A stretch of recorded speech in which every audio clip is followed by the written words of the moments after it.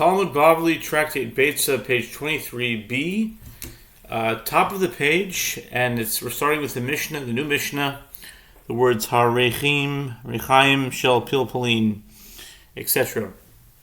The aforementioned pepper mill is a composite vessel, and each of its parts must be considered independently with respect to ritual impurity.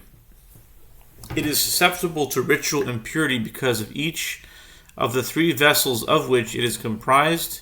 It is susceptible to impurity because it is a wooden receptacle. It is susceptible to impurity because it is a metal vessel. And it is susceptible to impurity because it is a sieve.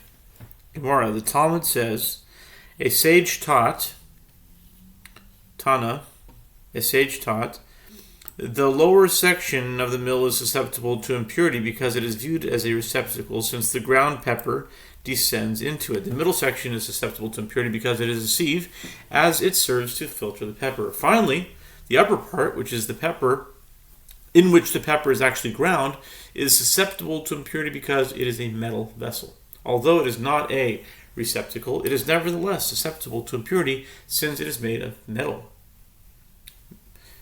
New Mishnah. The Mishnah says, a child's wagon with which he plays and upon which he also sits is susceptible to ritual impurity imparted by treading. It's called Tumas Midras.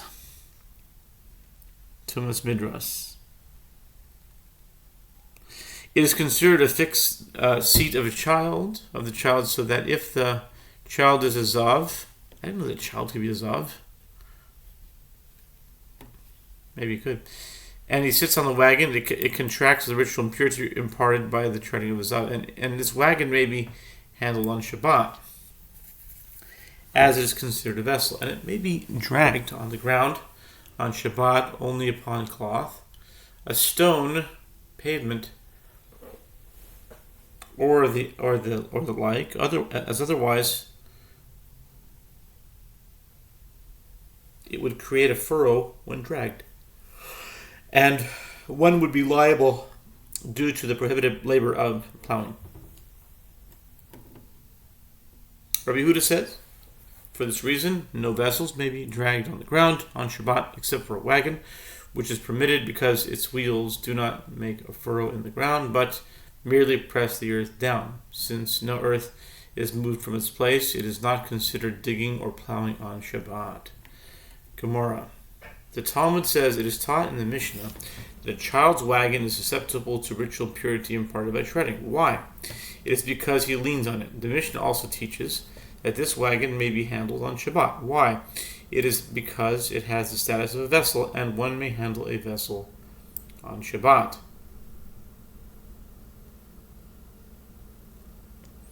The Mishnah further teaches that a child's wagon may be dragged on Shabbat only upon cloth. The Gemara infers upon cloth, yes, it is permitted, but directly on the ground, no, it is not permitted. What is the reason for this halacha? It is because he created a furrow in the ground when he drags the wagon across it. The Gemara asks, in accordance with whose opinion is the Mishnah? It is in accordance with the opinion of Rabbi Yehuda, who said, an unintentional act, in other words, a permitted action from which an unintended prohibited labor ensues on Shabbat is prohibited, even though the person performing it does not have the prohibited labor in mind. As if it were in accordance with the opinion of Rabbi Shimon, didn't he say, an unintentional act is permitted, since there was no intention to perform the prohibited action? As we learned explicitly in a Mishnah that Rabbi Shimon says, a person may drag a bed, a chair, or a bench on the ground, provided that he does not intend to make a furrow.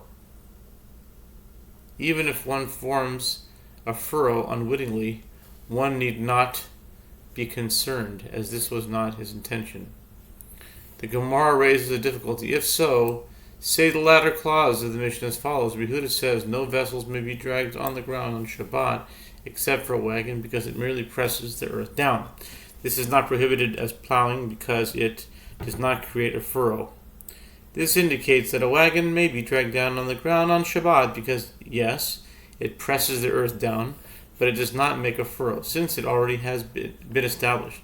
At the first section of the Mishnah is also in accordance with the opinion of Rabbi Yehuda, and there it appears that a wagon dragged along the ground makes a furrow. Rabbi Yehuda seems to contradict himself.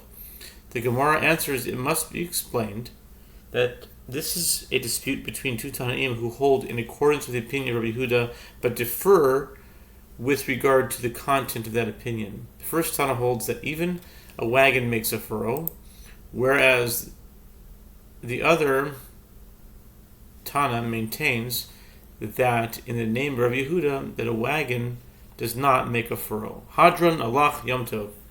We finished the chapter of Yom Tov in Beitzah, and now we continue on to the next chapter, Ein Sadin.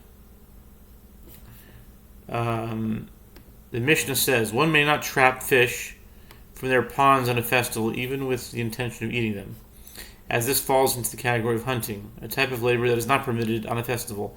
Nor may one place food before them, as it is not his duty to feed them. Rather, they maintain themselves by eating smaller fish or different types of algae that grow in the water. However, one may trap an animal or a bird from their enclosures, as they are viewed as already captured, and therefore the action is not considered an act of hunting. And one may also place food before them as one does for other household animals. Rabbi Shimon ben Gamliel says not all enclosures are identical with respect to the halachot of hunting. This is the principle. With regard to any animal,